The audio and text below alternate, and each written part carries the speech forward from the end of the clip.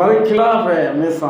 और आप कभी भी न सोचिए कि ये हमारे पक्ष में है, क्योंकि जो लड़ाई आप और हम लड़ रहे हैं, पर पहले सबसे पहले किसने लड़ी? प्रभु यीशु मसीह ने लड़ी। किससे लड़ी? पास्टरों से, उस टाइम के जो समाज के सबसे बड़े धर्म के ठेकेदार से। लड़ी कि नहीं लड़ी? बताओ, आपको मालूम है, हमें मालूम है, वहाँ के लोगों से लड़ी। मगर एक यान का तबका था जो प्रभु को बहुत पसंद करता था। सही है कि नहीं है? हम उसके वचनों को पढ़ेंगे, उनकी स्टडी करेंगे, उनके ऊपर ध्यान लगाएंगे, तो हमें पता चलता है कि एक लड़ाई प्रभु यीशु मसीह ने लड़ी है।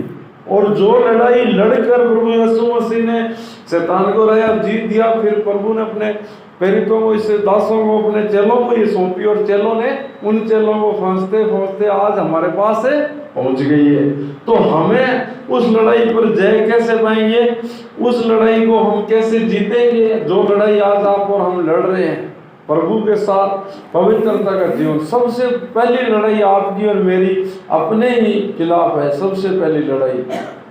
मैं कभी भी मैं सोचता हूँ, कोई बात जब मैं सुनता हूँ, कोई तरह का इल्जाम अगर लगता है या कोई तरह की कोई बात होती है, तो सबसे पहले अपने आप को परखना सबसे पहले जरूरी है। अगर मैं खुद सही नहीं हूँ तो मैं आप लोगों को क्या कुछ बता सकता हूँ? क्या आपके लिए कोई मैं उदाहरण पेश कर सकता हूँ? कभी भी नहीं कर सकता।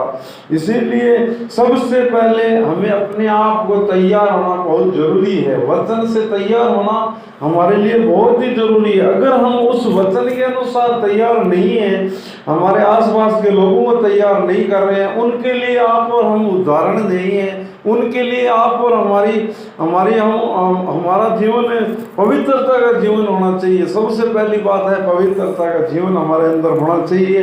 अगर हम पवित्रता का जीवन जिएंगे, बेशक संसार के लोग जिस प्रकार आनंद से, खुशी से रहते हैं, उनके पास अच्छी मतलब उनको उनके हिसाब से, मगर वचन के अनुसार कुछ भी नहीं है, आपको मालूम है, तो हमें वो जीवन जीना चाहिए। अभी हमने जो प्रार्थना की है, हम भजन संहिता 112 का पढ़ते हैं। जो यहूदी लोग हैं, आपको पता है यहूदी लोग हैं, वो हमेशा भजन संहिता को पढ़ते हैं। जिसको भी मालूम होगा, उनका बच्चा भी अगर पैदा होता है तो वो जरूर पंच किताब हम पढ़ते हैं उनको पढ़ता है, भजन संहिता को भी पढ़ता है। परमेश्वर का वचन कहता है वो हमेशा, उनके बच्चे होते हैं वो हमेशा भजन संहिता को पढ़ते हैं। आपको और हमको इसके बारे में मालूम है। तो भजन संहिता 112 जो अध्याय है, ये परमेश्वर के भगत का आनंद है।